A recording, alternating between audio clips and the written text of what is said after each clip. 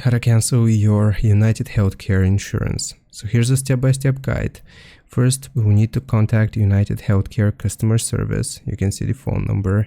For individual health plans, the phone number may vary depending on the type of plan you have. For example, Medicare, employer-sponsored, so on and so forth.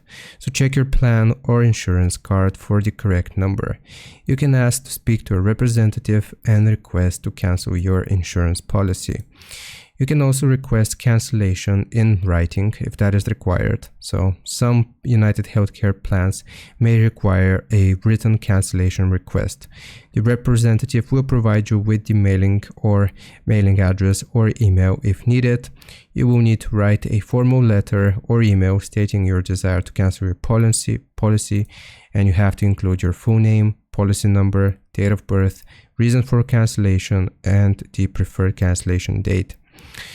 The third step will be confirming effective date of cancellation. Make sure to ask when your cancellation will take effect. Insurance policies are typically cancelled at the end of the billing cycle to prevent gaps in coverage. You want to check for any refund or fees. Ask if there are any cancellation fees or if you're eligible for a prorated refund of any unused premiums. And you will receive cancellation confirmation. Once your cancellation is processed, you should have received a confirmation notice via email or mail. Keep this for your records.